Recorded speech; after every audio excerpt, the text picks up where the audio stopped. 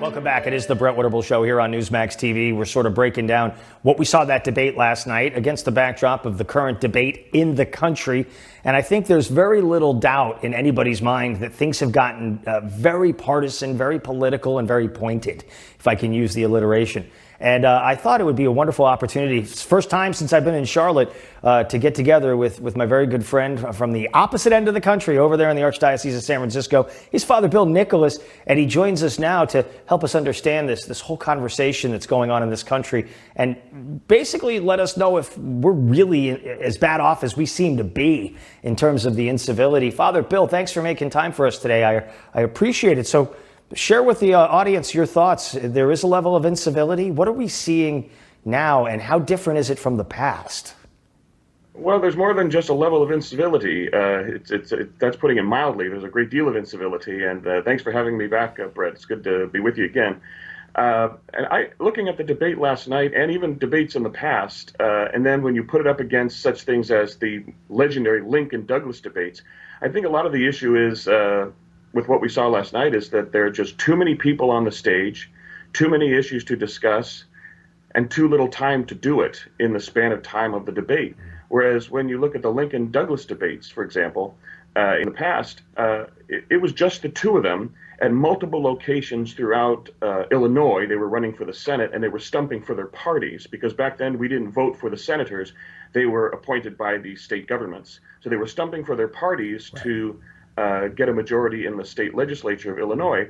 And they would be conducted more or less of, Douglas would give a 10-minute speech and then sit down, and Lincoln would give a 10-minute speech, and then it would go back and forth, 10, 15 minutes, maybe a little longer.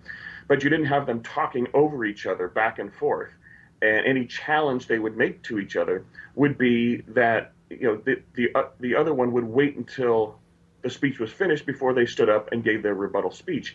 Last night you had them talking all over each other, sometimes shouting each other down, and the moderators lost control because there were just too many of them up there. The time to speak is far too short, maybe 30 minutes or a minute. So they reduce a debate to a bunch of rapid fire sound bites. And so that's going to lead to them complaining that you're giving someone more time and you're cutting me off, or immediate response to something a candidate says in the middle of their statement. And so you're going to see a level of incivility accentuated by an irritation of how the debates are conducted nowadays.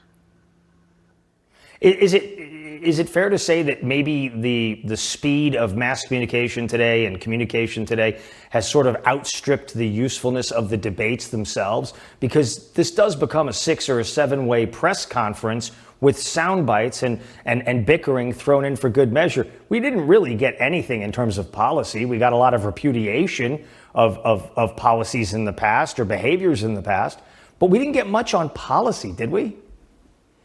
Not particularly, and your point is well taken in terms of the media at the time, although the media has always been involved in presidential campaigns, even as far back as John Adams running against Thomas Jefferson, the second and third presidents, respectively.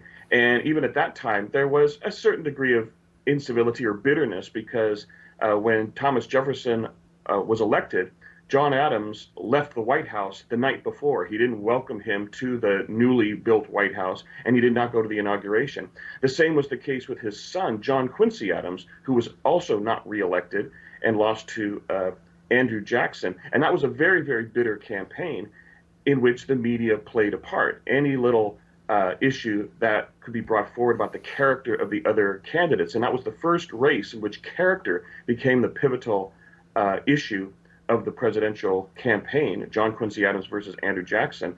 And in that campaign, it came forward that Rachel Jackson her divorce had not been completed when she married Andrew Jackson some 35 years previously. And that, of course, was brought up in the campaign, something that reminds us of the kind of things candidates bring up about each other today, that, Rachel Jackson lived in bigamy and Andrew Jackson lived in sin. And Andrew Jackson, although he was elected, blamed that for the death of his wife shortly after he was elected. So he was a widower when he went into the White House and throughout his presidency. And so there was a great deal of bitterness there. Even Abraham Lincoln, in some of the media ads about his presidency, because remember, he didn't grow his beard until after he was elected president. And one of the things that was said about him is that he had a particularly ugly face. And one ad compared him to a monkey. So even there, you kind of hit him below the belt. There's even a story that after he was elected president, a local girl from his town wrote him a letter saying, congratulations, why don't you grow a beard? It would make you less ugly or make your face more attractive. So even at times like that, you ran into some kind of like below the belt comments that were made. But it kind of goes in cycles. It ebbs and flows because if you recall not too long ago, in the campaign between Michael Dukakis and George H.W. Bush, that was known as the mudslinging campaign. But if you remember it, a lot of the so-called mudslinging was over issues and policies. I remember I think it was a Time or Newsweek magazine article that had a cartoon character of the two men wrapped in the American flag throwing mud at each other. And the title was, "Here's Mud in Your Face." But the mud was pretty much, for example, Michael Dukakis saying, "I'm tough on crime," with Bush saying, "Well, what about Willie Horton?" Or Dukakis saying, I care about the environment, and Bush saying, "Well, what about Boston Harbor?" They'd at least go back and forth on matters of issues. Whereas now, there are just so many candidates that they try and pack up on that stage. You do see a certain degree of incivility, but also a certain degree of audacity, because that's what's going to get the news reports. Case in point, the Republican primary 4 years ago, you had 17 people running for president. They had to break the debates into two groups, of which I think it was 10 and 12. President Trump knew there was no way they were going to get to the issues. So while the other candidates were talking issues, like, for example, I recall one particular time when Governor Bush was waxing eloquently on what he would do to help the country's educational system. And then it went to President Trump, and they said, "President Trump, would you like to rebut that?" And he said, "Yes, Jeb, you're boring. You're low energy." And that was a strategic move because that's what got the news. Yeah.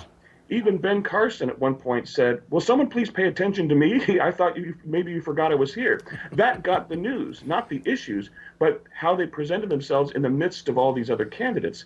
And it becomes less productive and more headline grabbing in terms of the campaign. And then once the number of candidates whittled down to 3 or 4, then you saw them focusing by their own choice on the issues, whereas before the moderators tried to bring up the issues and the others just kind of went at each other in terms of their personalities. And I think you saw a little bit of that last night, but it reached such a fever pitch that they were talking over each other. And I think it may be worth considering how the debates are conducted from now on, because we really didn't get anywhere. And instead of hearing about issues, we did see the incivility, the accusations of racism and bigotry, and things like that really never get us anywhere in terms of choosing who the best candidate will be regarding the future of the country.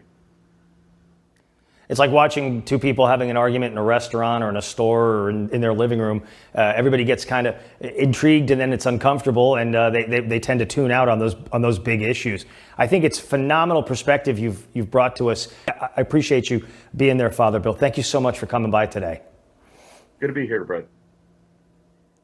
Absolutely phenomenal. Great analysis. Your reaction to that straight ahead at 877 Newsmax, 877 Newsmax. What about this? Are you just tuning it out because you're hearing the same attacks over and over again? You're racist, sexist, homophobe, xenophobe. Everybody who backs Trump is a bully or a bad person. Or are you able to separate that, right? Are you saying, you know what, these are politicians who are going to have their fight. We'll wait till the election comes around. We're going to keep living our lives, going to work, raising our families, doing what we need to do in this republic to keep it functioning. And we'll vote and we'll move on with our lives. We're not going to fall for the trickery of being sucked into every nuance, shift, and change in the body politic. Your thoughts straight ahead at 877 Newsmax. It is the Brett Winterble Show, Newsmax TV.